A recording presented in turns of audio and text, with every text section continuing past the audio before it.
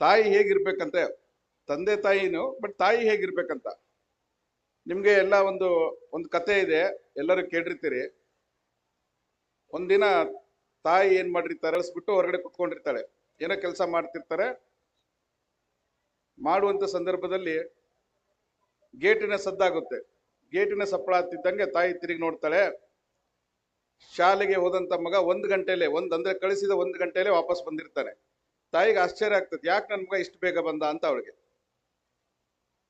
Gate ಹತ್ರ ಹೋಗ್ತಾಳೆ, ಮಗನ್ ಕೇಳ್ತಾಳೆ, ಯಾಕೆ ಮಗನೇ ಇಷ್ಟು ಬೇಗ ಬಂದೆ ನೀನು ಅಂತ.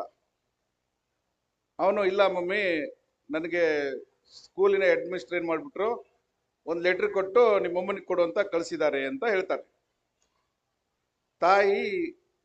ತಾಯಿಗೆ ಆಶ್ಚರ್ಯ ಆಗುತ್ತೆ. ಅದಕ್ಕೆ ಅವಳು ಏನ್ ಮಾಡ್ತಾಳೆ, ಆ ಪತ್ರ ಎಸ್ಕೊಂಡು ತೆಗೆದು ನೋಡ್ತಾಳೆ, ಓದ್ತಾಳೆ.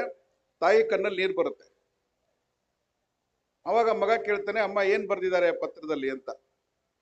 ಅದಕ್ಕೆ ಅವಳು ತಾಯಿ ಹೇಳ್ತಾಳೆ, ಮಗನೇ, ನೀನೇನು ಸ್ಕೂಲ್ಗೆ ಹೋಗ್ತಾ ಇದ್ದೆ, ಆ ಸ್ಕೂಲಲ್ಲಿ ಕಲ್ಸಕ್ಕೆ ನಿನ್ನಂತ ಬುದ್ಧಿವಂತ ಮಗನಿಗೆ ಟೀಚರ್ಸ್ ಇಲ್ಲ, ಅದಕ್ಕೆ ನಮ್ಮ ಶಾಲೆಗೆ ನಾಳೆಯಿಂದ ಕಳಿಸ್ಬೇಡಿ ಅಂತ ಅದ್ರಲ್ಲಿ ಬರ್ದಿದ್ದಾರೆ. ನಾಳೆಯಿಂದ ನಾನು ನಿನಗೆ ಮನೆಯಲ್ಲೇ ಪಾಠ ಹೇಳ್ಕೊಡ್ತೀನಿ ಅಂತ ತಾಯಿ ಹೇಳ್ತಾಳೆ. ಸೊ ತಾಯಿ ಮರುದಿನದಿಂದ ಶಾಲೆಗೆ ಕಳ್ಸಲ್ಲ, ತಾಯಿನೇ ಮನೆಯಲ್ಲಿ ಪಾಠ ಹೇಳ್ತಾಳೆ. ನೀವು ತಾಯಿಗೆ ತಂದೆನ ಕೂಡ ಆ್ಯಡ್ ಮಾಡ್ಕೊಳ್ಳಿ ಅಷ್ಟೇ, ನಾನು ಹೇಳ್ತಿರೋದು. ತಂದೆನ ಕೂಡ ನೀವು ಅದಕ್ಕೆ ಸೇರಿಸ್ಕೋಬಹುದು. ತಾಯಿ ಪಾಠ ಹೇಳ್ತಾಳೆ. ತಾಯಿಯಿಂದ ಕಲ್ತಂತ ಮಗ ಮುಂದೆ ಒಂದ್ ದಿವಸ ಜಗತ್ ಪ್ರಸಿದ್ಧ ವಿಜ್ಞಾನಿ ಆಗ್ತಾನೆ. ಆತನ ಹೆಸರು ಥಾಮಸ್ ಅಲ್ಫಾ ಎಡಿಸನ್ ಅಂತ. ಜಗತ್ ಪ್ರಸಿದ್ಧ ವಿಜ್ಞಾನಿ ಆಗ್ತಾನೆ. ಮುಂದೆ ಒಂದ್ ದಿವಸ ತಾಯಿ ಮರಣ ಹೊಂತಾಳೆ. ದೊಡ್ಡ ವಿಜ್ಞಾನಿ ಆದ್ಮೇಲೆ ದೊಡ್ಡ ಮನೆಗೆ ಹೋಗ್ಬೇಕಲ್ಲ, ಹಳೆ ಮನೆ ಖಾಲಿ ಮಾಡ್ತಿರ್ತಾನೆ. ಹಳೆ ಮನೆ ಖಾಲಿ ಮಾಡ್ತಕ್ಕಂಥ ಸಂದರ್ಭದಲ್ಲಿ ಹಳೆ ಟ್ರಂಕ್ ಇರುತ್ತೆ. ಟ್ರಂಕ್ ಅನ್ನ ತೆಗೆದು ನೋಡ್ತಾನೆ. ಟ್ರಂಕ್ ಅಲ್ಲಿ ಅವ್ರು ಅವತ್ತು ಹೆಡ್ ಮಿಸ್ಟರ್ ಲೆಟರ್ ಕೊಟ್ಟಿರ್ತಾರೆ, ಲೆಟರ್ ಸಿಗುತ್ತೆ. ಆ ಲೆಟರ್ನ ಅವ್ರು ತೆಗೆದು ನೋಡಿ ಏನ್ ಬರ್ದಿರ್ಬೋದು ಅಂತ ಕುತೂಹಲದಿಂದ ನೋಡ್ತಾನೆ.